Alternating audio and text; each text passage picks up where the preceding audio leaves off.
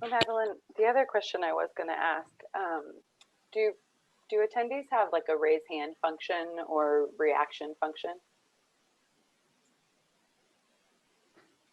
I'm not sure, but welcome everyone. We're so excited to have you with us this morning. I'm just going to throw in a quick prompt in our chat feature. So I encourage you to go click the little chat button. It will pop up in just a second, but we want to know your name and where you are coming from.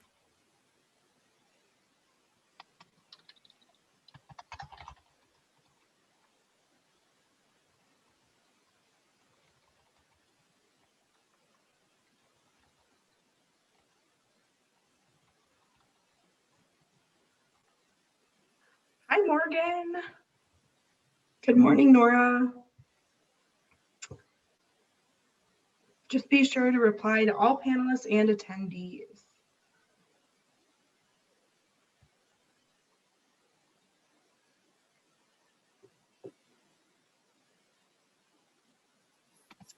I know we have, oh, there we go. Good morning.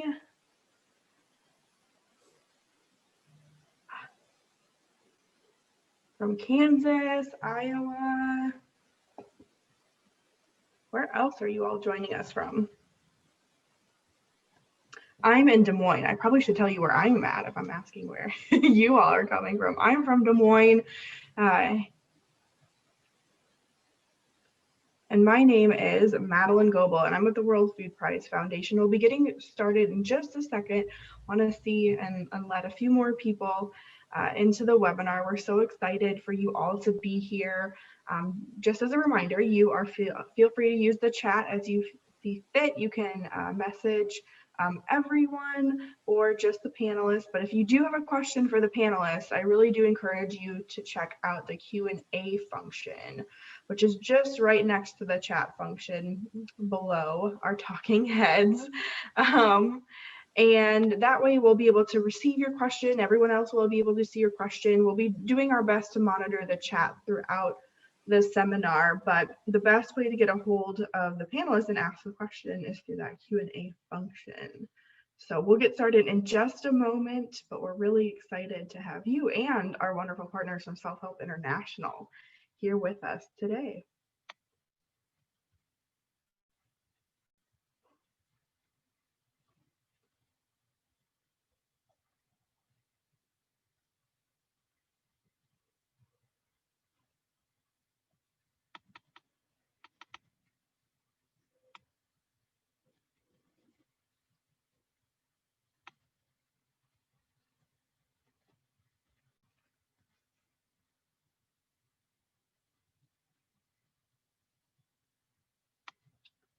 Well, it looks like we slowed down a bit, so I will get us started. Again, my name is Madeline Goebel, and I'm the Community Outreach Director for the World Food Prize Foundation.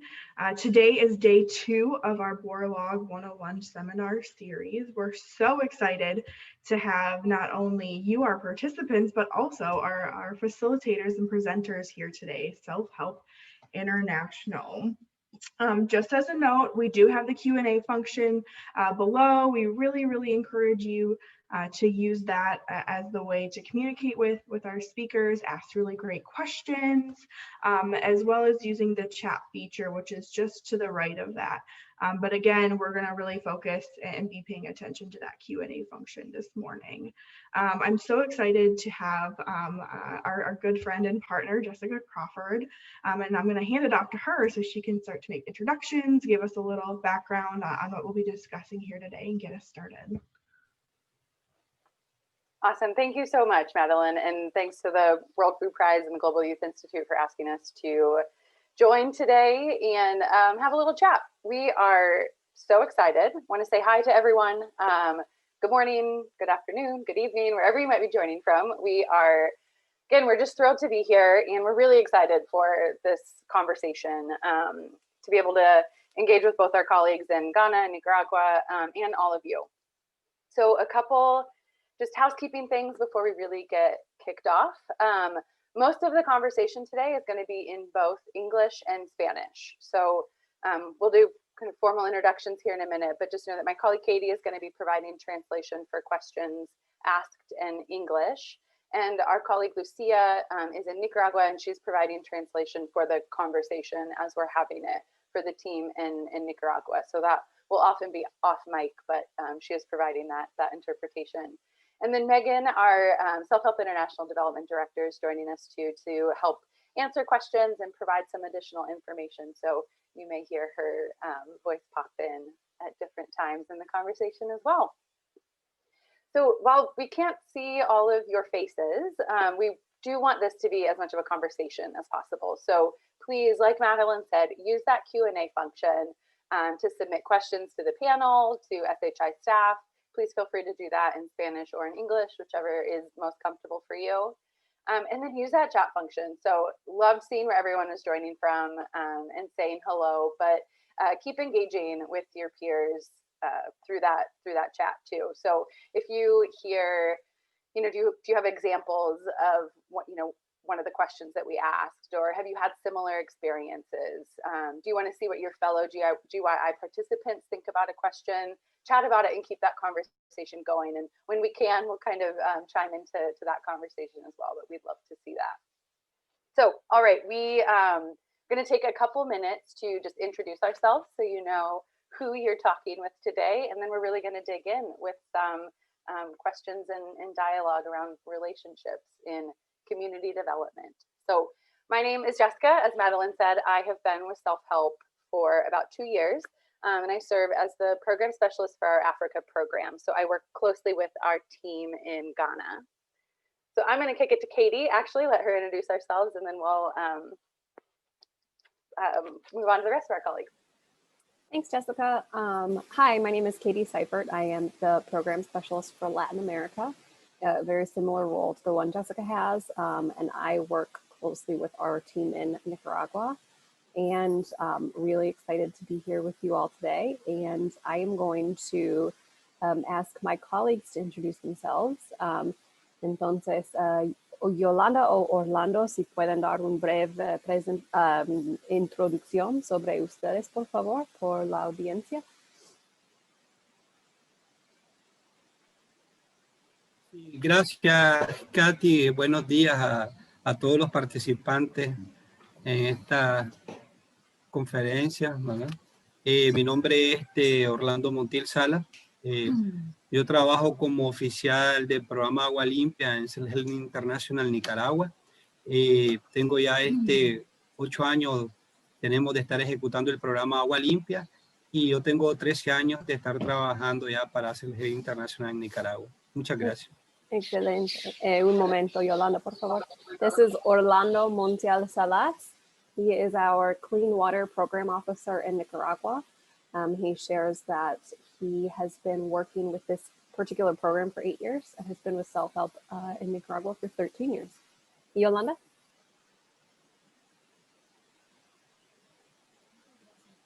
Buenos días a todos. Mi nombre es Yolanda Fletes, oficial del programa de empoderamiento de la mujer.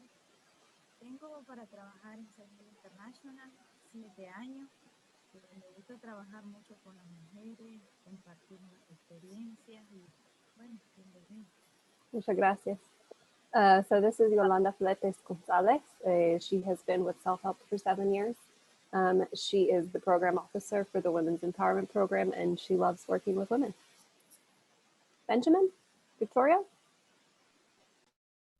Good afternoon to all viewers and listeners, and thank you for making time to be part of this session.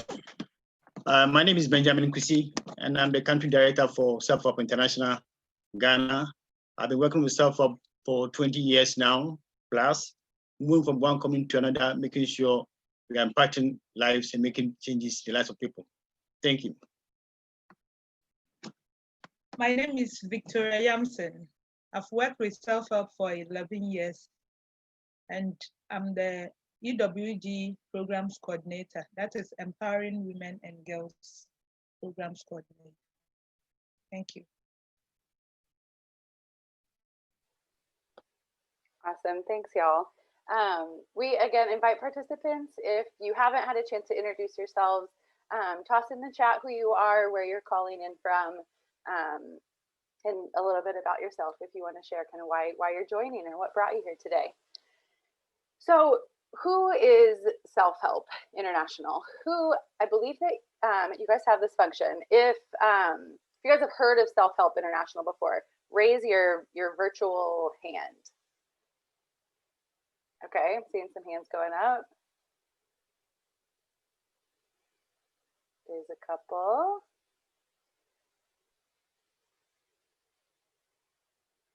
Okay, so there's a chunk of you guys that have heard of Self-Help International before, which is awesome. So hopefully this provides some context to our work. And there's some of you who haven't. So we want to tell you a little bit about self-help and who we are. But we'll spend the bulk of the presentation really in conversation with our colleagues, but to provide some context. So Self-Help was founded over 60 years ago in Waverly, Iowa by a guy named Vern Shield. So when he first started Self-Help, he was building small tractors called the Self-Helper to send it to smallholder farmers all over the world. So our core mission of helping people to help themselves has not changed, but we have shifted to be working on sustainable, community-focused development programs, but still rooted in agriculture. So we have programs, as you can probably tell, in both Nicaragua and in Ghana that focus on agriculture extension, empowering women and girls, increasing nutrition, and providing clean water. So we've been working in Nicaragua for over 20 years and in Ghana for over 30 years. Staff in each of these countries and in each field that we work in are technical experts in their areas. And we could spend hours just talking about the specific programs and learning from staff in those specific areas. But again, today we really want to talk about a more nuanced factor of community development. Because frankly, with all of the tech and all of the experts in the world, without a relationship with the communities that you're working in and effective means of transferring that knowledge, your technical skills are going to fall flat. So we want to talk with our colleagues today about kind of another area that they are experts in, and that's this relationship building and building relationships. So, really just to build the foundation, let's start with, why is it so important? Why is relationship building so important in community development? Yolanda and Orlando, do you want to kind of start off with that? Entonces, la pregunta para Yolanda o Orlando es, ¿por qué es tan importante las relaciones cuando estamos hablando del desarrollo comunitario? Por favor. Sí, gracias Katy, ¿verdad? Y a Jessica también. Bueno, para nosotros, de hecho, son importantes, ¿verdad?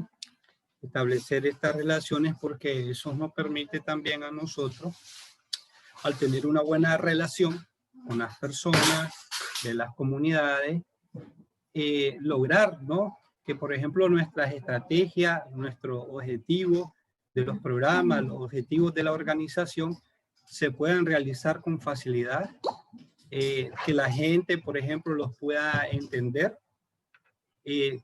También, por ejemplo, con información veraz y objetiva de nuestro programa y de la finalidad que tiene cada uno de ellos y la organización.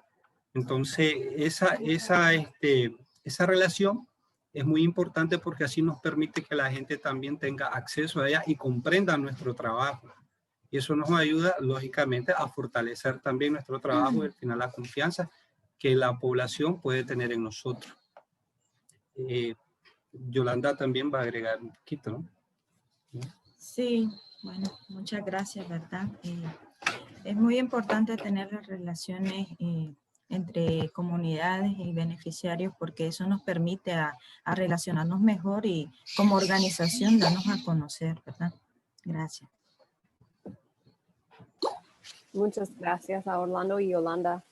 Entonces, oh, sorry, I forgot. I was going to start explaining in Spanish, and then I realized the audience would like to hear in English. So what Orlando and Yolanda were saying is that it is very important to have good relationships with people from the communities, because in having those solid relationships, it allows them to reach the missions and the objectives of the program and of the organization as a whole. Orlando mentioned that it is easier for people to understand and for him to be able to explain what the programs are and what their objectives are when they've got a good relationship with folks. And he also mentioned that it allows them to trust in the organization and to trust in the work that the organization is going to do. So thank you very much. Benjamin and Victoria, do you guys want to weigh in? Just talk a little bit about why, Yes. you know, in your area specifically, that's been important. I want to thank Orlando and Yolanda for that nice intro. For over 2 decades, I've had a privilege to work with Seifert International, moving from one community to another, working closely with community people to effect changes which have impacted positively on the lives of people. Changes we have seen girls going to school to become nurses, teachers, caterers, etc. There's one thing that I've learned during this period, which is relationship. If really we're in a community working with the people and we are thinking of sustainable development, one key thing that we cannot sidestep is relationship. It's very important, because if we are into sustainable development, then we want to involve the community members every step of the way. We want to create a sense of ownership. We want them to have hands-on. Every activity, every decision, you want to involve the community members. And you can only achieve this when there is a relationship between you, the community development practitioner, and the community people. So relationship is very, very important. To be able to do that, you want to really know the community people very well. You want to understand why they do things the way they do them. Honestly, if you don't understand this, it's very difficult to really suggest a change or to even bring a change. So knowing them and having that cordial relationship with them is very, very important. That is the only way you can make them on the project and to continue even when the stay there has expired. The relationship is very, very important. Thank you.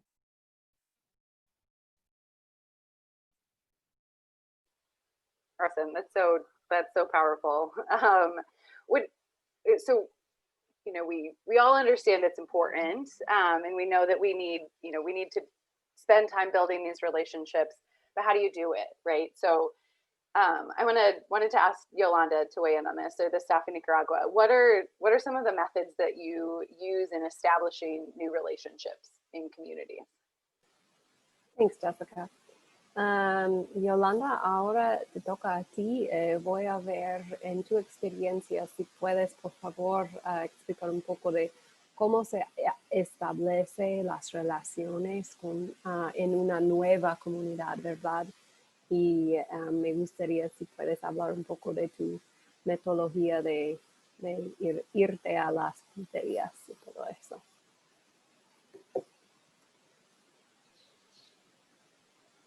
Muchas gracias, Kathy. Bueno, como primer punto tenemos una pulpería. Es un lugar donde toda la gente visita, es un punto de referencia, donde la persona conoce a cada uno de los habitantes de la comunidad, ¿verdad? Conocen los proveedores y todo lo que hacen. En primera instancia, nosotros hablamos con la persona encargada, ya sea líder, ¿verdad? Hablamos un poco sobre la organización, qué es lo que estamos haciendo, nuestra misión, visión y lo que queremos hacer. Luego, esa persona nos recomienda a una persona, a un líder, coordinamos lo que es una pequeña reunión, nosotros le hablamos a los invitados de la reunión sobre nuestra misión, visión, objetivo, nuestras tecnologías, qué es lo que hacemos, ¿verdad? Si las personas están interesadas, se anotan, nosotros le damos capacitaciones. En el caso de las mujeres, pues capacitamos sobre gestión empresarial y emprendedurismo, autoestima y liderazgo, creatividad en su negocio. Miramos un poco sobre planes de negocio, contabilidad básica. Es muy importante conocer dónde nosotros vamos con la gente que tratamos. Muchas veces con la gente que nosotros visitamos no saben leer y escribir. Entonces un punto de referencia es conocer primeramente con la gente que estamos tratando. Si nosotros conocemos que la gente no sabe leer y escribir, tenemos que tratar de la gente nos entienda a través de dibujo, a través de práctica, o si llegan un niño, un adolescente que pueda compartir y transmitir, ¿verdad? Y sobre todo la confianza que haya entre la organización y los beneficiarios. Es algo muy importante que nosotros como organismo siempre tenemos que mantener. No sé si Orlando quiere agregar. Sí, eso que dijo Yolanda es muy importante porque ya sea en los programas que nosotros trabajamos, por ejemplo, es esencial, ¿verdad? Establecer esas conversaciones sociales, les digo yo, con las personas, con los beneficiarios. Nosotros hacemos una plática normal, ¿no? Unas personas normales ahí preguntando, indagando, brindando incluso información veraz y objetiva de cada programa, siendo honestos, siendo afables, hablando del mismo lenguaje de la gente en las comunidades, y entonces eso nos ha ayudado bastante a nosotros a crear esa base social, porque nosotros programa y como CELGEL Internacional Nicaragua ya tenemos una base también social en cada una de las comunidades donde tenemos incidencia con los programas. Gracias. Excelente. Muchas gracias a los dos. So I love Yolanda and Orlando's responses to this question. Yolanda shares that in Nicaragua, I don't know if this term exists in other parts of Central or Latin America, but in Nicaragua, they have what they call pulperias, which is like a corner grocery store. So in a small rural community, outside of someone's home, they might have a small shop that sells, you know, small grocery items. And so Yolanda talks about if she's entering a community for the first time, she goes to this pulperia, this corner store, and, you know, she may buy something small and begin chatting with the person who owns the store. Because as she points out, this person knows everyone in the community. That's where everyone comes to purchase their goods. And so they would really be a great point of reference. And she would ask a bit about, okay, what do people do in this community? Who are the folks? Who are the providers? What is, you know, what's happening here? And ideally, this pulperia owner would refer her to community leaders. So this leader might be someone who's a religious leader, educational leader, political leader, what have you.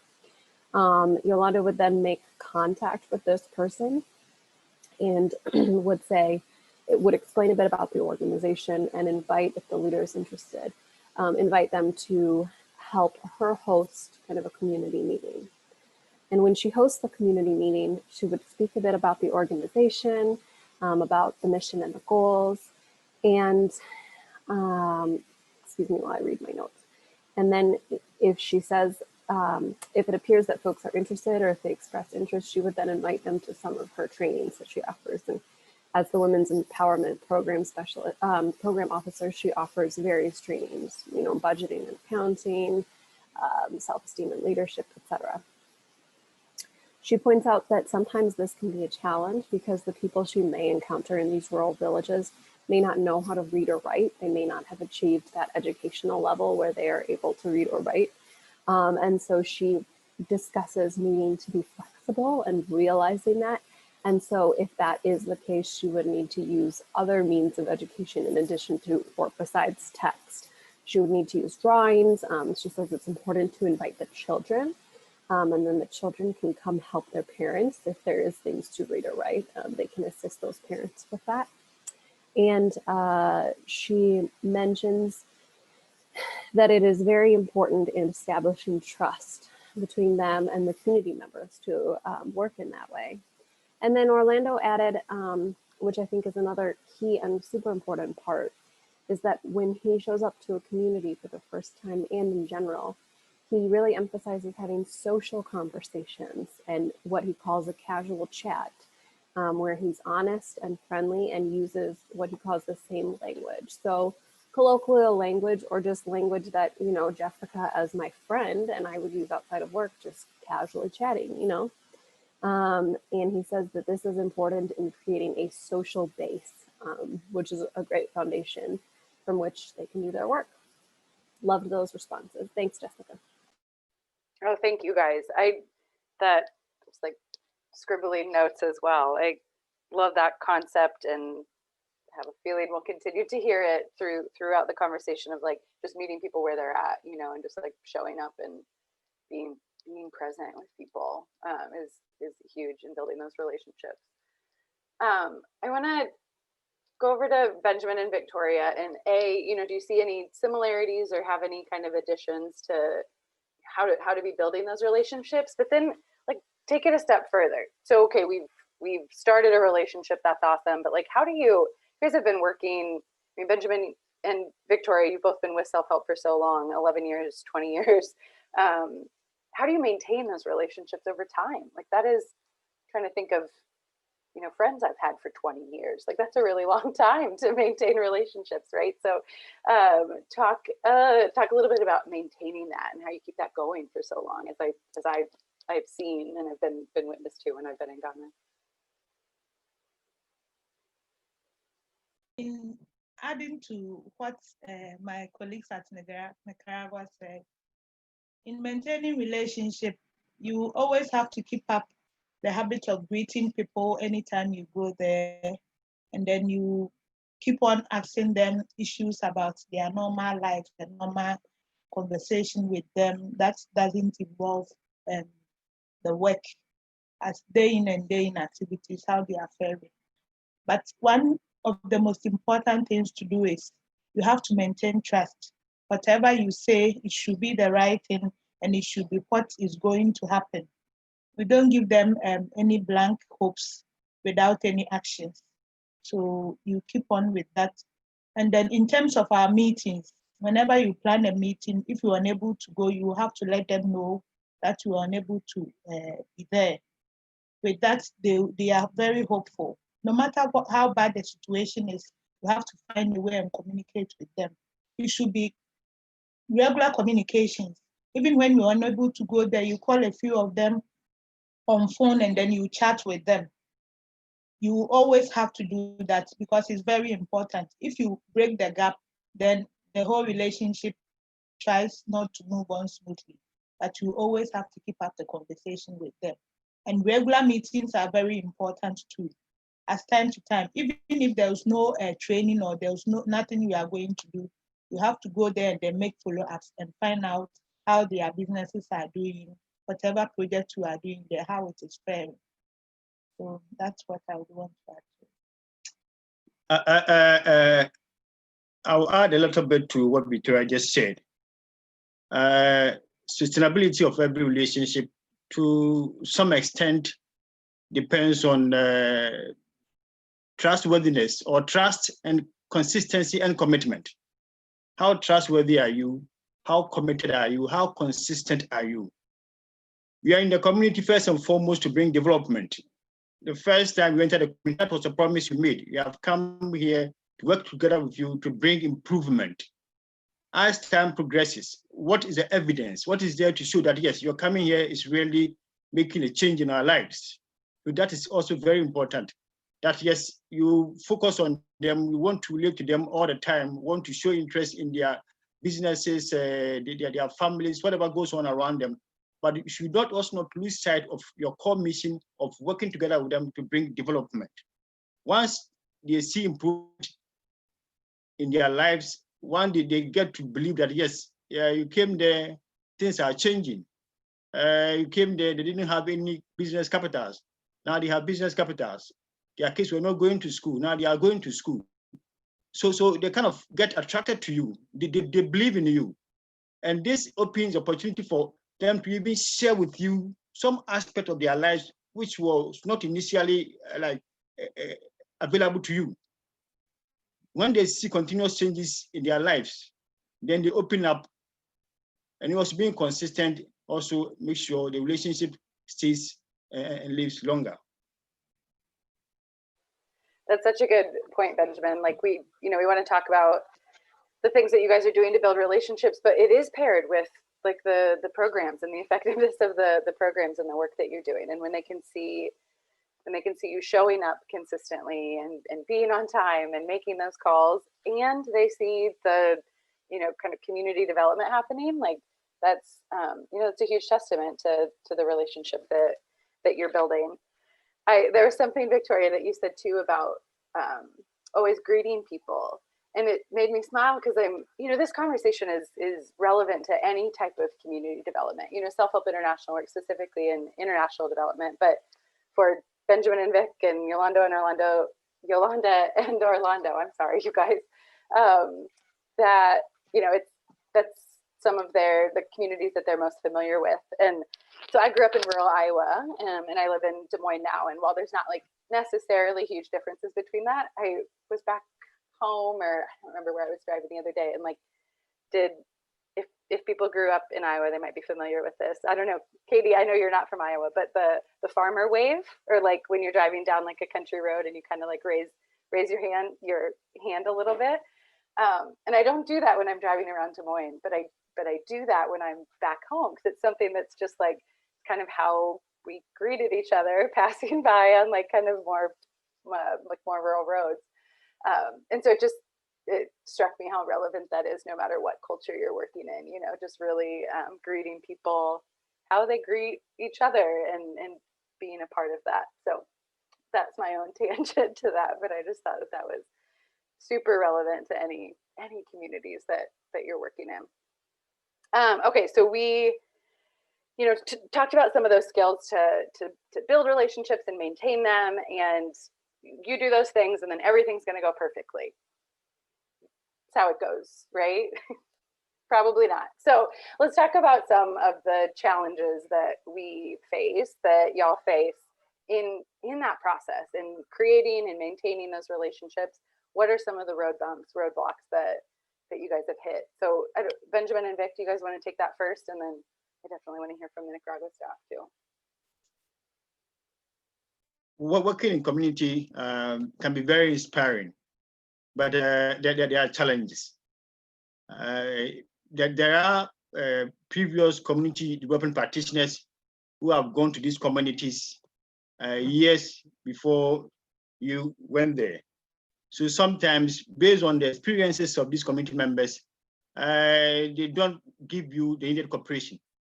So sometimes you go there, they do what we call the wait and see. You come, you share with them while you are in the community, but because of what happened previously, they won't kind of believe what you are telling them. They rather sit on the fence for others to come first. And if the results are good, then they also want to follow. Sometimes too, because of cultural and religious barriers, some of them are very difficult to, I would say, to change. I quite remember we went to a community to do some work with them around purification of water. And what happened was we found that the stream they were drinking from had a lot of contaminants. So that the advice was, hey, before they would drink that water, at least they should boil it and filter it. But we had somebody who had lived in the community for several decades, and he told us, yes, my grandfather drank from this stream, my father drank from this stream, and they are alive. And so some of these things, when we hear them, they kind of they like demotivate you. But of course, if you are also focused on why you are there, you'll be able to kind of, stay on and then do your work. One other challenge is sometimes we work with community members in groups. We try to bring them together in groups before we implement any program with them. And what we have observed is sometimes these individuals in the communities have their own challenges. They have their own family issues, and they bring them into your interactions with them, your dealings with them. And sometimes it can cause some considerable challenge, which might cause delays, and sometimes it leads to collapse of groups. So a lot of time goes into addressing some of these challenges, which initially were not part of your reasons for going to these communities. So, Okay. One thing I would like to add to it is at the initial stages, especially when the community entry is not that good. Because normally in entering the communities, you have to meet the opinion leaders, which is the chiefs and the elders and those who have positions in the community. You have to meet with them and then talk with them about the mission of the organization before you start. But if that is not done, then at the initial stages when we meet with the women, then some of, especially the husbands and then other opinion leaders who are the leaders of the community, will prevent the community members from coming and then listening to what you have for them. So that is one particular challenge. But if the community entry, we respect all the leaders available in the communities, then it goes well. Everyone comes together and then listens to what you have for them. And then at times too, during the initial meetings of the women, normally, especially when they hear about self-help from other communities, then because they might have heard that, oh, they form groups for the loans, then immediately as they are coming, they had already formed the groups already for the meeting. So you ask them and you say, we are a group of 5, we are a group of 6, because they heard from elsewhere. But when we start our trainings, teaching them the benefits of the groups, how we want them to form the groups, the group formations, the group dynamics, and then what kind of member do you need in your group? Then knowing about all the knowledge we have for them, then they decide, no, we wouldn't be part of the group. We rather spread the groups again, collapse it, and then reform it again, bringing together those they think they trust and they can work with them for a very long time. So that is good. And then the next one I would like to talk about is when the groups are not formed. We had incidents where sometimes we have individuals coming in as one, but that always is not effective. But when they come in a group, then we see that they work together. Sometimes too, they are motivated by the works of their colleagues. But if those group formations are not there, they will be doing things anyhow. But they learn from each other along the line. And Jessica, one thing, self-help is, we have our head office in the US. And sometimes some of the people we work with get to know there is that link between Ghana and US. And the mindset is that, yes, once we have a relationship with US, there is a lot of freebies. We have a lot of gifts to give to people.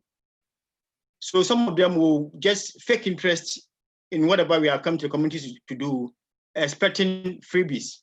And this is one thing that we frown on. As much as possible, we discourage handouts. We make sure people are accountable for whatever support they receive from us. Thank you so much for those responses, Benjamin and Victoria. They really resonated with me and with some of the things I've heard my colleagues talk about before. When you talked about, for example, Benjamin, the drinking water in the community you visited. Orlando, I know, has told me before that communities have said, well, why do we need to potabilize or chlorinate our water? We've been drinking this for 20 years and we're not dead yet. And so I think that that's a great example of, yes, just because you've been able to do something doesn't mean we can't do it better. And I also loved that you talk about the freebies and the handouts. So I'm going to translate a little bit of that for my colleagues and see if they've got any similar responses. Entonces, Yolanda y Orlando, estuvimos hablando de los desafíos o la dificultad que puede haber en establecer o mantener relaciones con comunidades. Y una cosa o alguna cosa que Benjamín estaba diciendo que fue muy interesante para mí, porque yo sé que ustedes dicen también, es que él estaba hablando de donar las cosas. Y a veces hay una expectativa en las comunidades que alguien va a recibir algo gratuito y por eso quieren involucrarse, ¿verdad? Solo quieren ganar algo. Entonces, si pueden hablar un poco de los desafíos que ustedes ven con las relaciones en las comunidades, por favor.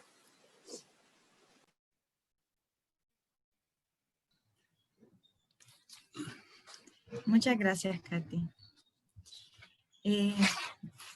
Nosotros también hemos visto un poco sobre los desafíos que tenemos como organización y como programa. El machismo es algo muy fundamental. Nosotros cuando hacemos reuniones, muchas veces los varones llegan y escuchan de qué estamos hablando. Muchas veces piensan que nosotros vamos a hablar mal de ellos o simplemente vamos a alguna ley o algo que les perjudique. Nosotros como organización siempre le hemos dicho que nosotros no estamos hablando en mal de ellos, simplemente para fortalecer los conocimientos de las mujeres, para que ellas emprendan un negocio, para que ellas refuercen sus conocimientos, para que refuercen sus habilidades sobre todo, ¿verdad? Otro desafío que nosotros tenemos es el clima, los territorios.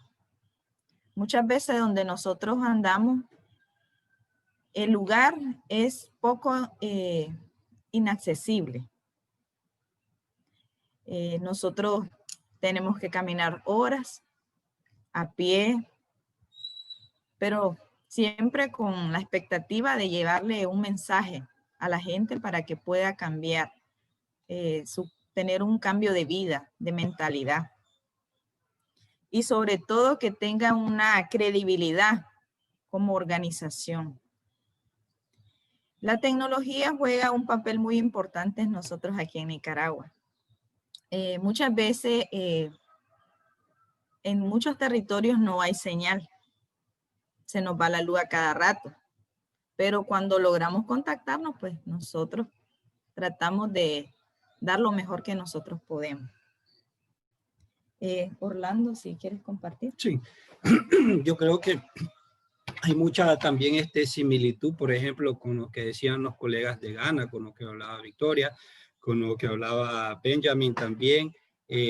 Igual, por ejemplo, aquí tenemos esa misma situación, se presenta la parte, por ejemplo, nosotros le decimos de la cultura del no pago, que, bueno, eso se ha generado también porque las personas en la mente tienen el pensamiento de que el gobierno o las organizaciones tienen que darle todo, digamos, todo es gratis y todo es donado, y entonces, bueno, porque nosotros somos así, vivimos acá en esta comunidad, entonces nos tienen que dar, nos tienen que regalar.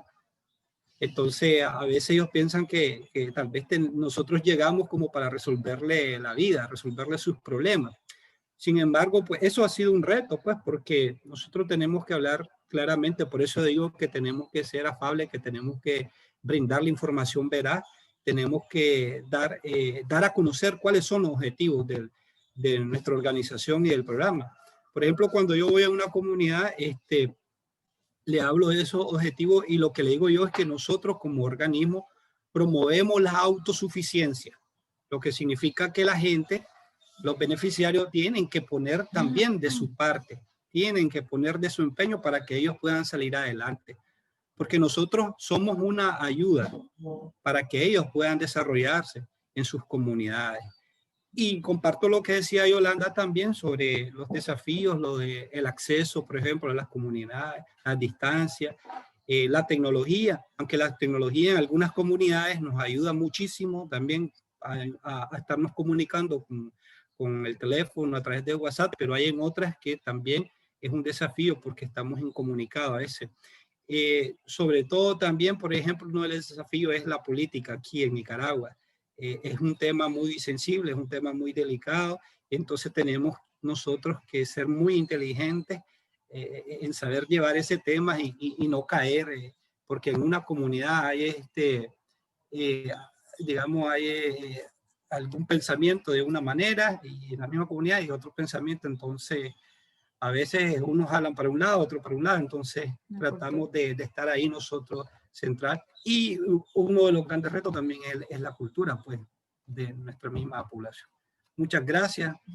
Estamos a nuestra para. Muchas gracias. Ustedes dos son respuestas muy interesantes y excelentes. So what my colleagues were saying, I just love these responses. They're so interesting. Yolanda mentioned first machismo, or what we may say more commonly here as sexism. And this is something she encounters as a challenge to her work in the Women's Empowerment Program. She will often schedule trainings for the women she serves. And she says sometimes the men come, their husbands, their partners, boyfriends, and they want to listen in. They want to sit in the back and listen in to make sure that Yolanda isn't saying bad things about them. And she delicately has to explain that, you know, I'm not here to talk badly about men or to cause any problems in your relationships. I'm just here to help your partner improve her business. So I thought that was a really interesting response. They both mentioned, but Yolanda particularly brought this up, that the climate can be a problem in that the territories can be really hard to access. She talks about sometimes they can't be accessed by vehicles or by motos. And so they will have to walk hours. But what she says is that this shows the community they serve that they're really doing what they say they're gonna do. And then it shows them the message that people, if they really, you know, put in the effort, they can change. So I thought that was a really interesting response. They both also mentioned that technology can be a barrier. They're both really in active communication, especially during COVID, which I think we'll touch on a bit later. But they're both in active communication with their clients by way of WhatsApp and phone calls. But they both point out that sometimes in these very remote communities, you can't find phone signal, and the electricity goes out on and off all the time. And so that's just a barrier they kind of have to live with and navigate. I know Jessica and I were both a little nervous today, keeping our fingers crossed that that might happen to this exact presentation, that they might show up. Victoria nodding. Right. Like, yeah. Never happened. Right. Like we might show up, and on the first day we got together to practice this, guess what? There was no internet in Ghana. So that's just a barrier we all have to face sometimes. And then I thought Orlando's responses were really interesting too. He really enjoyed Benjamin and Victoria's responses and says that they face a lot of similar challenges in Ghana, especially with regards to that greedy mentality with a handout. And he says that there is a culture of no pago, which means no payment. And he says that folks in Nicaragua, many have come to believe that the government or organizations will just give them everything for free, and that government or organizations exist to fix people's lives. And he says that, you know, that is not his philosophy. It's not our organization's philosophy. And that he explains in a very friendly, down-to-earth way to the folks he serves. He says, we promote self-sufficiency, and you have to put in your part too. So we'll do some of the work in order to support you as a tool of support, but you also need to contribute and put in your work for that project. So he didn't say this, but I know that for him, that means really when he's installing, for example, a new chlorinator, which potabilizes a community's water, he will really elicit some of the help of the community members to help him with that labor, to put in their part of the work so that he's not just doing everything and folks are sitting by just watching. He says he agrees that technology is a challenge, but a huge necessity. And then he also mentions, and I know this to be true just from my own travels in Nicaragua, that politics in Nicaragua, much like we probably relate to here in the US, are a very delicate subject, and that they need to be treated very delicately. People can be very divided and polarized, which I know I personally relate to. And he says that it's easy to fall into that discourse, into those very polarizing conversations with community members. And so he and the other staff members of Self-Help Nicaragua really have to walk that delicate line of not falling into those conversations and not engaging in the divisive conversations and in the divisive nature. Yeah, I think we can certainly relate to that here. I want to, well, there's a couple of things I was jotting down. I need to work on my note taking for myself so I can follow along with my own notes. But I love that. So you heard Orlando talking about that, like, we're kind of helping to provide self-sufficiency, but you have to contribute. And you heard Benjamin say the same thing earlier, where he's talking about that, community partners are accountable to the support that we provide. I think was the phrase that you used, Benjamin. And I just loved that. Can you see that idea both in Nicaragua and in Ghana? I wanted to follow up though with a couple questions that came in specifically related to that kind of that no pago mentality, or Benjamin, you mentioned it as just like this communities expecting like handouts, especially from like US based organizations, or when they know that we have staff, or we were founded in the US. Can you talk a little bit more about that? Like, where do you think that perception comes from, Benjamin? Is that because you've also before talked about different organizations that had previously operated in those communities?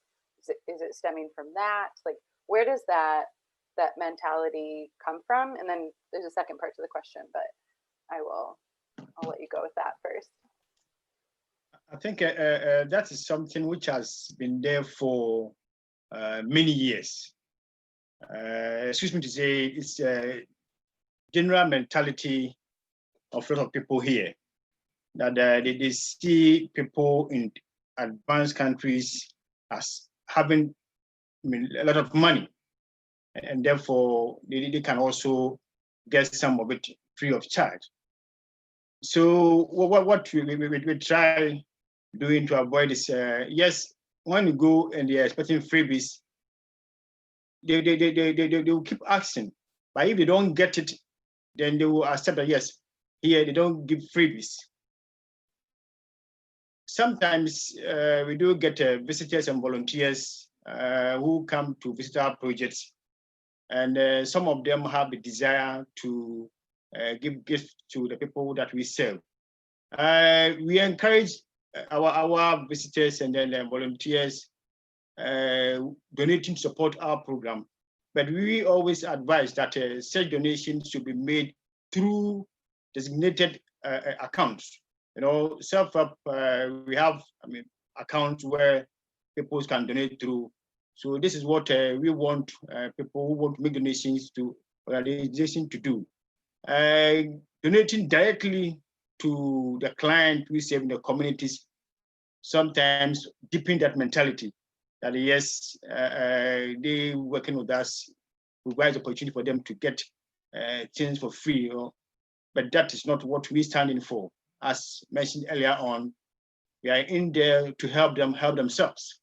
There's no way we can help them better than they themselves. So yes, that challenge is there, but we are very consistent on our policy that we don't give freebies, and we always ensure that we don't give them freebies, and also try as much as possible to encourage our volunteers and visitors to make donations through designated accounts. Yeah. Well, I had a follow-up, but Katie, do you want to ask the NICA staff too? Oh, sure. Specifically, am I asking where the freebies comes from, this mentality of handouts, or the other question that's in the chat? Sorry. Yeah, well, I've either one. I wanted to hear Benjamin's advice for kind of US-based actors as well. Sure, no, that's great. Whichever makes sense. Sure. Entonces, Yolanda y Orlando, la pregunta en general es, los participantes aquí ahora quieren saber un poco más de dónde viene esta actitud de no pago, de dónde viene esta actitud de que yo quiero recibir algo sin pagar, yo quiero que me dan todo, yo quiero que el gobierno o la organización me dan todito. ¿De dónde viene esta actitud? ¿Qué es la historia sobre esta mentalidad? ¿Qué piensan ustedes?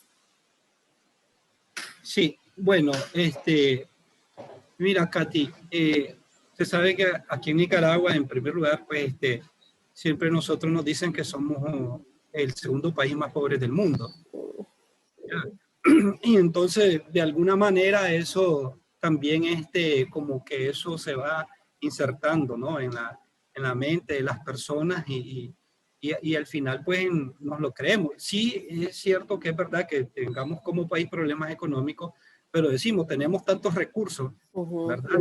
En Nicaragua, y como decir, es el país de lagos y volcanes, o sea, tenemos tanta agua con 2 grandes lagos, pero no tenemos calidad de agua. Entonces, eso son cosas contradictorias, pues. Eso también ha calado en la mente de las personas, y también a veces muchas veces perdón, las políticas de gobierno también.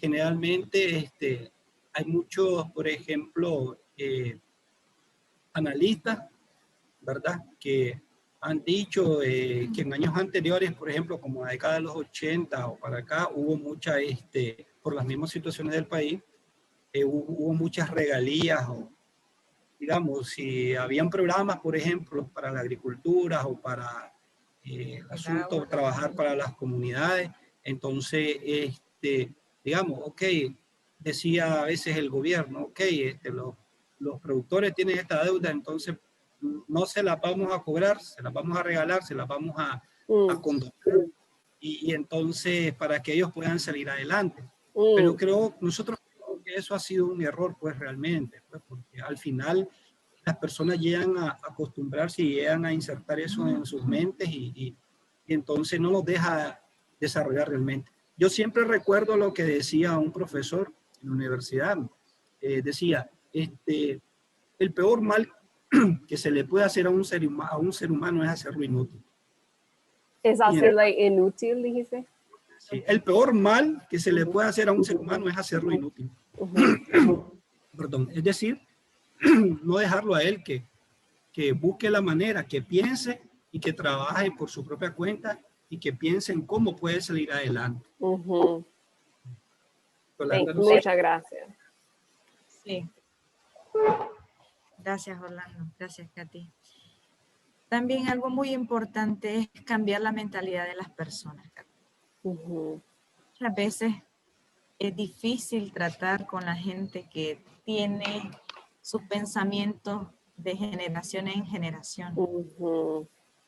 Tratar de erradicar esto cuesta suficiente, pero esa es la lucha de cada día para que la persona mejore sus conocimientos. Tú sabes que nosotros estamos estudiando el librito Cómo salir de la pobreza, cómo mentalidad. En mi caso, pues, he visto cambio, pero toda la gente, la mentalidad es difícilmente cerrada. Entonces, algo que la gente siempre está, que nosotros donemos, regalemos. Entonces, algo difícil. Bueno, gracias. Muchas gracias. So I really, once again, loved my colleagues' responses. Thought they were very interesting. In asking them where this handout or this freebie mentality comes from, Orlando says, what we say in Nicaragua is that, we are the second poorest country in the world. I don't know if that stat is actually true, but maybe that's a saying that they've had. And he says, but this is really contradictory because we are filled with so many resources. We have tons of water. For example, they're filled with lakes, they're next to the ocean, he says, but we don't have drinking water. We have volcanoes. We've got this beautiful country that is lush with resources, but we don't always have the things we need. He mentioned a bit about, again, the political situation in the country, and said that in the 80s, the government had many regulations in place, and that the farmers were very indebted, I believe, to the government, is what he was saying in this context. But that they decided in order to help the farmers get ahead, they canceled their debt and said, it's fine, you don't have to pay. And he says, in retrospect, in his opinion, that was a mistake. He says he will never forget his professor at the university who said that the worst thing you can do for a human being is to make them, what is this word in English? Inútil, like unuseful, make someone believe that they don't have use or purpose. And then Yolanda also points out that this comes from, generations and generations of beliefs, and that changing one's mentality is the challenge. She provides a training based on a book about how to get out of poverty, but it's really focused on the mental aspect of what poverty is. And she says, you know, this is her great struggle in this role, in this job, but that she has really seen folks be able to change their mentality. And so I think that's really heartening to hear. Yeah, that's really incredible, and it's just a powerful statement. Benjamin, I'm going to put you on the spot a little bit. Like, what? So, hearing that and knowing that, like, what advice do you have for actors in this space? This is a question from Nora. She said, especially U.S.-based actors. So, with regard to our role and responsibility and how we responsibly and respectfully engage with communities. What advice would you have for maybe it's students that are going into this work or others looking to kind of be involved in international work? It is important they have the heart, the mind and desire to support people to be on their feet. As much as possible, handout is not one of the solutions. Nobody can help you better than your own self. So people should have the mentality that the best way to be successful in life is when they work very hard, is when they remain determined and focused. Yes, we do have people from time to time coming to visit our projects and interaction with our clients. Some of them have resources and they want to share with our client. That is good, but we will encourage them to channel these resources through designated self-help accounts. Or if our clients are into any enterprise, for instance, they are selling shoes, dresses, and they want to, buy some. They want to at least spend money on them by patronizing their enterprises. That way will be very helpful. But as much as possible, giving them freebies should not be encouraged. That's good to remember. Jumping back just a little bit, there was something else you guys said when you were talking about the challenges, and Yolanda actually brought this up. She's talking about sexism or machismo, and I know that there are some similar challenges faced in Ghana, or can be, but I wanted to talk. So, how do you balance that, like combating that machismo, that sexism, and working to, and Victoria and Yolanda, you can both speak to this really specifically, like working to empower women, but at the same time balancing that need to like engage a whole family in a project or kind of in progress or development work. I've seen it a lot in our like nutrition program, where we really want to bring in everyone in the family to these conversations about how the family is eating and how babies are eating, but at the same time balancing like the trying to empower women or work in that space. So I don't know if Benjamin, or Victoria, if you have any kind of advice or insight, and I know I'm putting you on the spot with this question, but it's something that I like consistently struggle with, and I'd just be really curious to hear how you guys balance that. Okay. Recently we had a training on gender rights. We first did it with the teen girls, and then later we did it with the mothers. But at the end of the meeting, the mothers were like, "Oh, it would have been very good if our husbands were around to listen to this." Okay. Because what the training we were giving them, they can't enforce it alone. If the husbands are there, then we understand. Then some also raised the point that if he had called them, they wouldn't have come. So what we advise them to do is, now that they've heard about what we discussed, and then they know what is right, and to treat equal parts the same, not saying women are for the kitchen and men should go to school. When they go, they should find a nice way to talk to their husbands about it. It shouldn't be in a rush, but whatever little thing they do in order to assist the work at the house, they should show appreciation and then applaud them on whatever they will do, and gradually they will blend in. And then they should share the information that they learned at our meetings with their husbands. And then at any time, if we are having a similar training, they should try and come with their husbands and then also listen if they will be comfortable. But one thing that was a problem was in some of our tribes, especially the northern tribe, when the men and the women come together, the women, I don't know, but they don't voice out. It's because of the way their culture is. They don't voice out that much. But if it's women alone, then they can express whatever feelings they have, whatever issues they have with us. So it's good to blend, but not all the training can be blended, but some of them needs to be separated. And it really helps because the men have other opportunities in some of our other programs, and then the women also have their own. Blending it would be a little problem because of the women not being able to voice out all the time. But gradually, with the kind of assistance, the micro loans and the educations we give in the loan aspect, it's now bridging the gap gradually. So we hope it will solve the problem.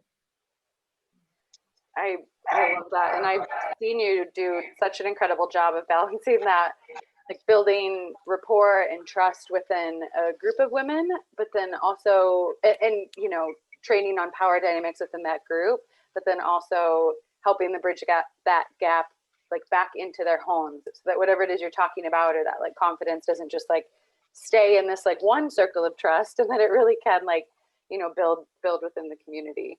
I don't know if Yolanda has any tips on just kind of navigating that that balance, Yolanda, of combating that machismo, but also, you know, bringing in families so that it can be kind of like household development. Sure, and I'm going to specifically ask the question that one of our audience members, Joy, asked. Yolanda, un miembro de la audiencia, preguntó, ¿ustedes creen que sería una buena idea tener un programa solo para los hombres para entender la importancia del empoderamiento de la mujer? O sea, la pregunta en general es esto, pero también cómo podemos involucrar la familia entera y también enfocarnos en el empoderamiento de la mujer.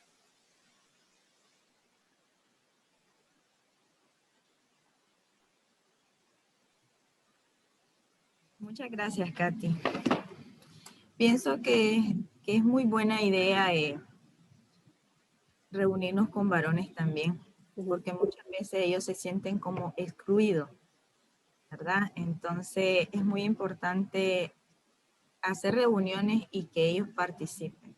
Pero muchas veces cuando los varones participan, las mujeres se quedan calladas.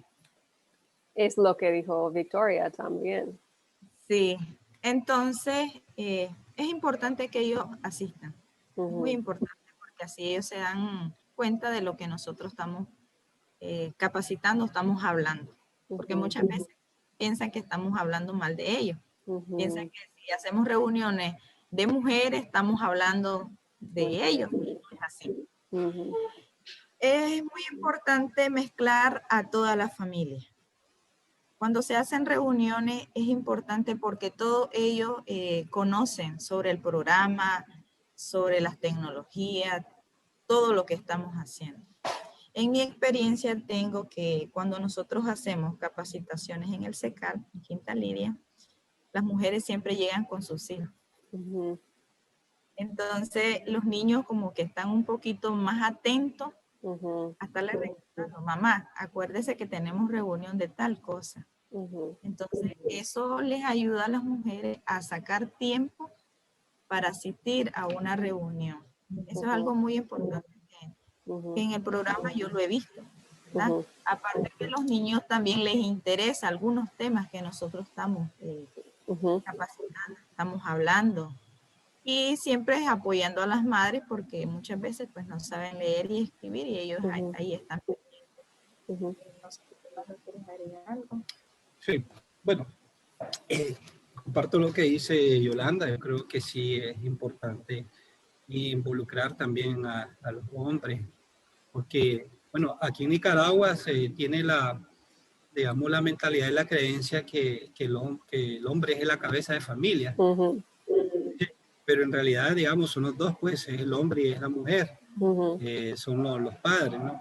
Yo creo que es muy importante involucrarlo a ellos para que ellos vayan conociendo y ellos se vayan sensibilizando, ¿no? Y ujú, educando también en esta parte, en este aspecto también, porque muchos creen que ellos son, que a nivel religioso, pues ellos son la cabeza de familia y que ellos son los proveedores y que solamente ellos pueden trabajar o generar ingresos. ujú, ujú, Y a la vez también eso le da como cierto poder, ¿no? Ellos son los que llevan ujú, el ingreso. Y cuando ven a las mujeres ahí que están recibiendo ujú, un Algo crédito, por externa. ejemplo, o algún beneficio, entonces ellos quieren saber pues cómo es.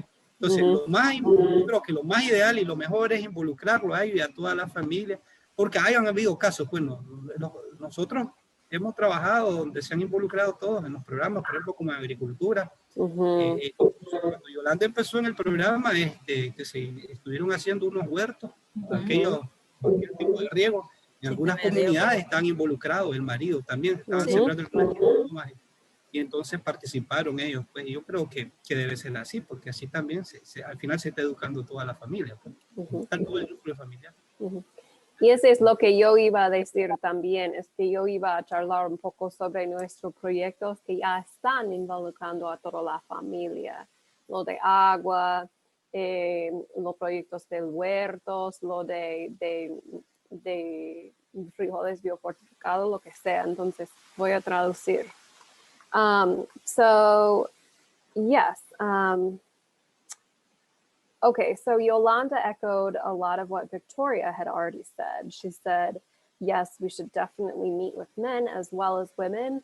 But sometimes if we invite men to a women's meeting, the women feel like they can't talk, they can't be as honest. And so there's got to be a balance to that, and maybe a separate space would be ideal for that situation. They both agree that you really need to mix the whole family together. Yolanda talks about how the women, as I've mentioned earlier, often bring their kids to trainings, both boy and girl kids. The kids help the moms remember about, you've got this training today, and the kids enjoy the trainings. I mean, many of the themes are relevant to them as well. Orlando says that in Nicaragua, there is a culture or belief that the man is the head of the family, but he says the reality is that the mother and the father are the head of the family, and that they should be educated together. And he says many folks believe that only men can bring money home. They can be really the only person who supports the family monetarily, but that, you know what, women can also bring money home. And he says sometimes when a woman, you know, has a source of income, she'll bring it home, and then the man will get curious and say, well, how did she start earning this income?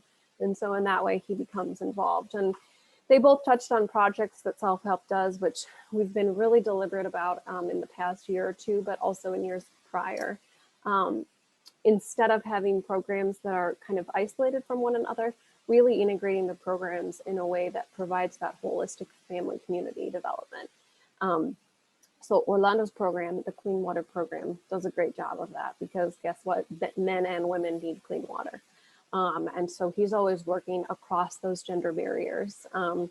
And this year, Yolanda has been collaborating a lot with our agriculture program as well, and promoting home gardens, which involve both men, women, and children, promoting biofortified crops, which again involve both.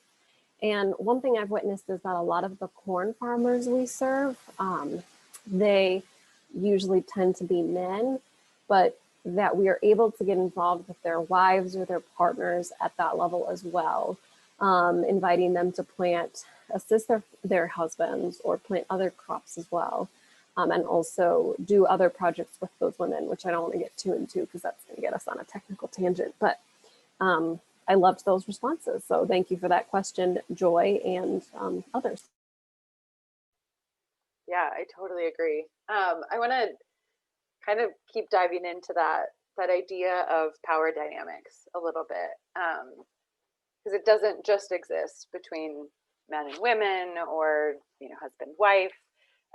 There are all sorts of other power dynamics that that exist within communities that we're working in. I know Vic, earlier you mentioned, I think it was Vic, sorry if it was Benjamin. Someone mentioned the need to engage community leaders when you're maintaining relationships and trying to kind of keep that going and really provide some sustainable programming. But there's also, as staff members coming into the community, will you talk a little bit to if there's any, are there any power dynamics that you need to kind of manage in that relationship specifically, like as a staff member coming in to the community, and then others that you might be kind of navigating or kind of working with when you're working in rural communities? So just kind of talking a bit more about those power dynamics. Victoria and Benjamin, I don't know if you guys want to start off with that, and then I know our colleagues in Nicaragua have some really good insight on that too. Yes, thank you very much, Jessica, for bringing it. It is important that we recognize the power dynamics in every community we work.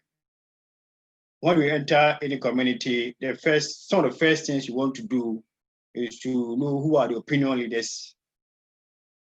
Go to them and let them know why you are coming into the community, and also ask for their blessings. You cannot do much if you don't have their support.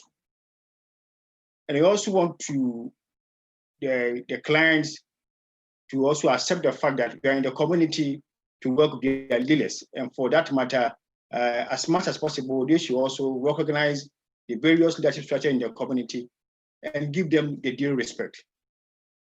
From time to time, as we work in the community, we go to these opinion leaders and then brief them, give them updates of what is it that we are doing in the community, and also seek their inputs. They know a lot. You as a newcomer or as a development practitioner who have just come into the community might not know. So collaborating with them and giving them the due recognition help you also to get their support. And within the groups that we also work with their clients, it's also important that you guide them to elect their leaders. It's very important that after you have elected their leaders, you give them the support, the recognition, because sometimes some groups will elect leaders, but along the line, the respect they deserve might not be given to them. And when that happens, it kind of makes the work very difficult. So we always want to make sure the leadership structure existing within the groups and the communities are respected. And sometimes to some of the community leaders or group leaders, because of their position, might want to take undue advantage. And it's important that as a development practitioner, when such things happen, you go to them in a very nice way to help them understand why they cannot trample on the freedom of other community members or group members. So from time to time, we go to them, and if there are challenges, we try to mediate. So that is that. I love that. Like even with, as y'all are going into communities to work with them, still not implementing your own kind of power structures, like really working with staff or working with community members to help build those up within the community, whether that's in their microcredit group or in their maternal child nutrition group. Totally. I don't, Yolanda or Orlando, do you guys have any thoughts on just kind of navigating that power dynamic of as self-help staff members entering the community and working with community members? Sí, la pregunta para Yolanda o Orlando o los dos se trata de los dinámicos de poder.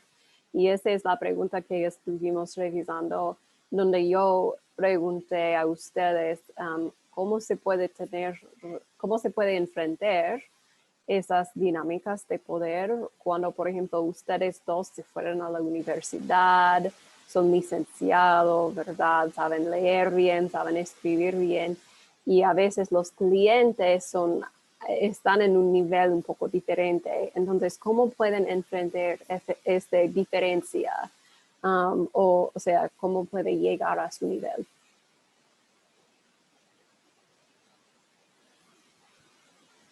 Bueno, muchas gracias a Jessica, Katy también por producir la pregunta. Bueno, o sea, normalmente nosotros, digamos, como oficiales del programa, pues igual nosotros nos ponemos a la par, por decirlo así, ¿no? De la gente en las comunidades. Nos presentamos y, ¿verdad? Y decimos de dónde venimos, de qué organización y para qué trabajamos, ¿verdad? O cuál es la finalidad del programa. Y lo más importante que hacemos nosotros es que nosotros le hablamos normalmente a ellos. Hacemos una conversación, digamos, establecemos, desde ahí también ya establecemos una relación social formal, amigable, digamos, afable, entendible. No utilizamos, por ejemplo, un lenguaje tan técnico No se mira. o un lenguaje tan técnico, científico como en las universidades. No, utilizamos el mismo lenguaje, las mismas palabras que la gente está acostumbrada a hablar en las comunidades. Nosotros aquí incluso hasta utilizamos la jerga. Se le dice jerga a unos términos que también tienen que ver con diferentes regiones, ¿no? en Nicaragua. Entonces, por ejemplo, cuando llegamos a una comunidad, en el caso mío, yo llego a una casa y de visita, y lo primero pues, que hago es que me presento, ¿no? Y comienzo a hablar en torno incluso de la comunidad o del municipio y del programa, pues, porque yo tengo que conocer primero realmente, informarme de antemano un poco de lo que es las características de las comunidades y de la población. Yo lo puedo haber tomado tal vez de la alcaldía, porque nos apoyamos también con entidades o con otros actores que tienen ya influencia, digamos, o tienen presencia en esos territorios. Y hacemos una conversación sencilla, con palabras sencillas, con palabras entendibles, y entonces ya comenzamos a establecer, ¿no? una confianza para poder transmitir luego nosotros la finalidad de nuestro programa. Entonces, y la gente nos recibe pues, amablemente. Entonces ellos ya también ya se sienten más seguros. Ya comienzan a conversar, nos comienzan a expresar, digamos, sus sentimientos, sus inquietudes, la problemática de la comunidad. Entonces ya se establece desde ahí una confianza. Pues hay digamos, una conversación recíproca, ¿no? Donde nos podemos entender. Bueno, no sé, Yolanda quiere agregar algo. Sí, muchas gracias, Orlando. Quería compartir algo desde mi punto de vista. Algo muy importante que nosotros también tenemos es llegar a la casa, ¿verdad? Buenos días, como nuestra cultura, buenos días, ¿cómo estás? Saludamos, un cafecito, platicamos. Entonces ya estamos dialogando con la persona, estamos entrando en confianza. Es algo importante porque así la gente poco a poco se va dando a conocer. Y nosotros le estamos hablando con palabras sencillas. Nosotros preguntamos, si nosotros estamos hablando un lenguaje, digamos, que ellos no nos entienden, nosotros preguntamos, ¿me entendió lo que le quiero decir? Entonces la gente ahí nos dice, sí, no. Entonces nosotros tratamos de acomodar bien o formular bien la pregunta. Nosotros sabemos que con la gente que trabajamos, pues, muchas veces sí conoce y no conoce, ¿verdad? Entonces, nosotros hablamos en términos sencillos, que muchas veces profesional pues se nos pega. Pero es algo que nosotros como nicaragüenses y como somos así sencillos, entonces, pues bien, en mi parte pues está bien. Bueno, muchas gracias. Muchas gracias a los dos, excelente. So speaking of power dynamics, and I know we're getting low on time, but once again, I loved their responses. I think they're so wonderful. Orlando works in a very technical field in particular. You know, he works with potabilizing water, but he highlights that it's really important to speak normally.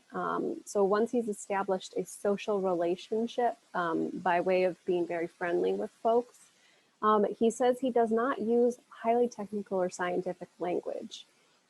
Because he understands that language and he wants to make sure that he's transmitting the message as understandably as possible.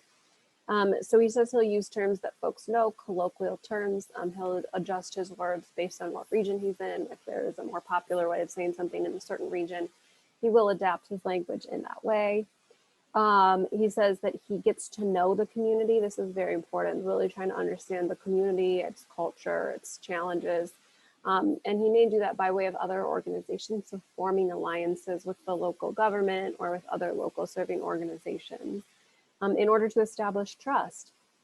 Because he says having this trust allows him to really spread the message of what he's trying to accomplish.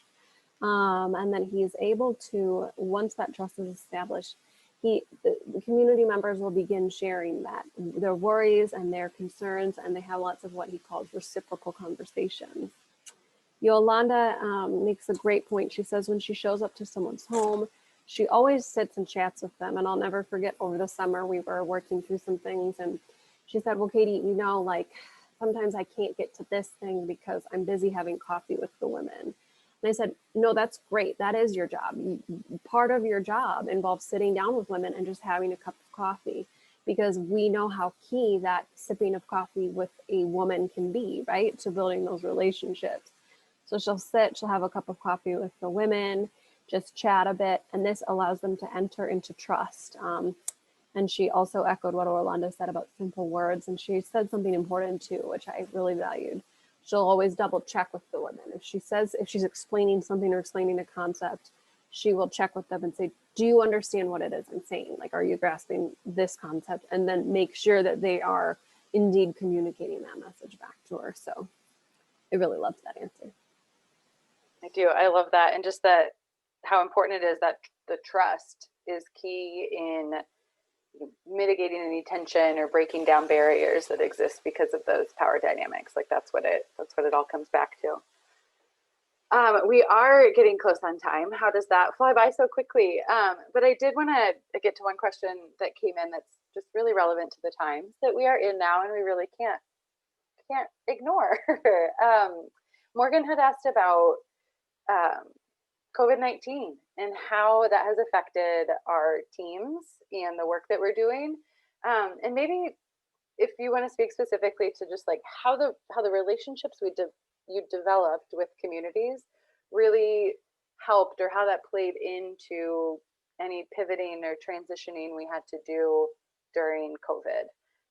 And you could probably speak for a full hour and a half on just this question, but maybe just kind of keep it short, kind of talk a little bit about some of the key things that have changed and how those relationships were key. And so we still have a little bit of time to wrap up, but I wanted to touch on it. So I don't know, Victoria and Benjamin, if you guys want to chime in on that first. Some of the key things we've changed with the issue of COVID-19 was, I'll start with the teen girls first. With the teen girls, we had teachers who come in to teach them in a classroom session, but due to COVID-19, we realized that wouldn't be possible. So what we did was to provide them with nose masks, the children, and then we also assessed some of the girls to stand in and then do peer-to-peer learning. So we provided them with textbooks they can use to learn, and then assess them, and then gave the girls in the higher levels, we gave them classes, and the number of girls, we divided them into little groups for them to handle. And then we educated them on COVID, how they should keep the social distancing and the wearing of nose masks, and they did, which was very good. And what we were doing is we were doing periodical follow-ups to check how that was going. And it really went well, and it helped the girls to keep up with their learning. And then with the women, the same training was given to them on the COVID. But what we ensured was social distancing. And we never forget to always remind them of the issues, because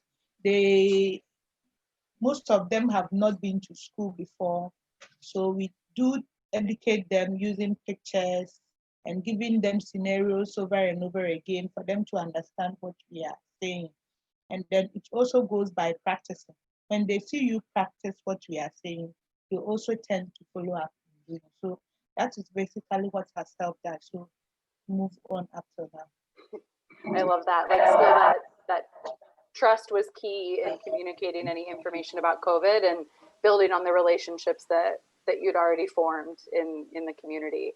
And I know there is probably so much more. I want to jump to Katie and the team in Nica real quick to chime in before we do have to wrap up to keep to our promised time for y'all.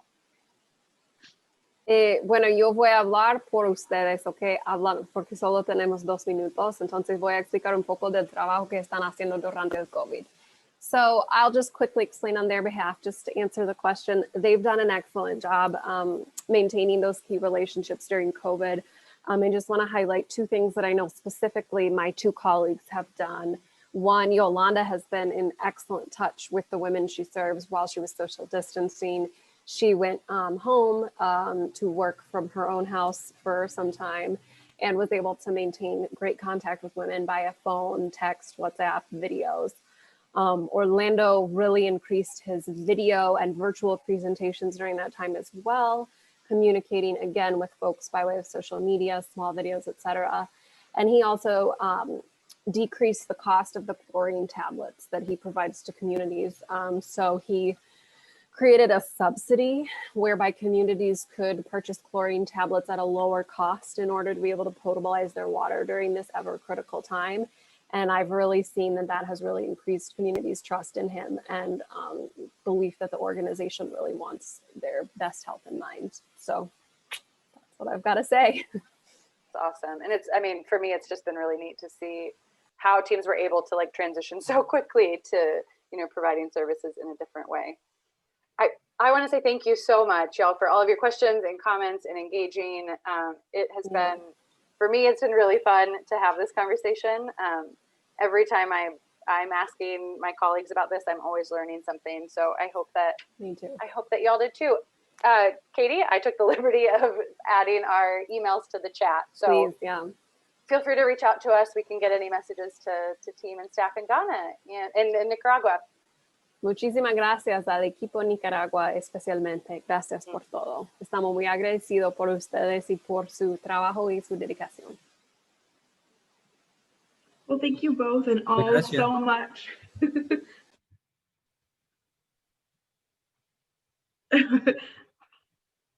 For being here today. I know we need to get things moving as we have other programming later on this morning. But again, just thank you all so much for being here, and I really appreciated it. Jessica and Katie, if it's all right with you, I'd love to put some of the resources and your contact information in the Whova app for our Global Youth Institute students, so we can continue the conversation, because clearly an hour and a half was not enough time for us to connect and discuss.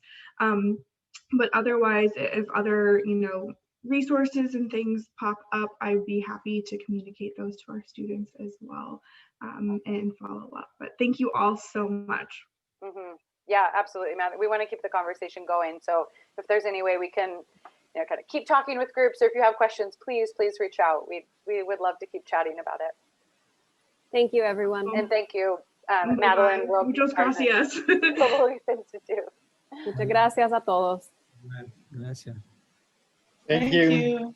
Ciao. Thank you.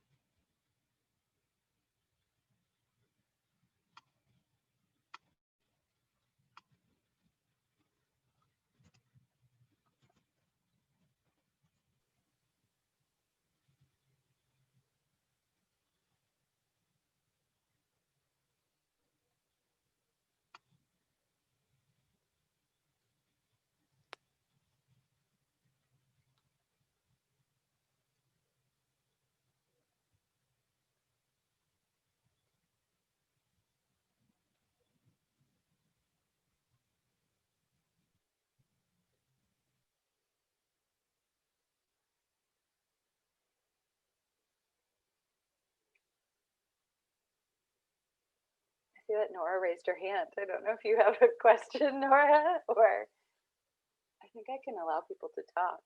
Did you have a question, Nora? I have a comment, which is that Okay. was amazing. Yeah, it was a lot of fun. Thank you all for facilitating. That was just a must watch for all of our people. So I'm excited to get the video and get that circulated. It's just phenomenal. Thanks for your questions. They were really like appropriate follow-ups, and I just wanted to like keep asking questions about some of the same things. I know that's so hard when you're like, this is such a great topic. Let's go there. Right. Mm-hmm. Yeah, no, I appreciate it. Well, it was amazing. So just want to say a shout out and thank you all. Thanks, Nora. Bye.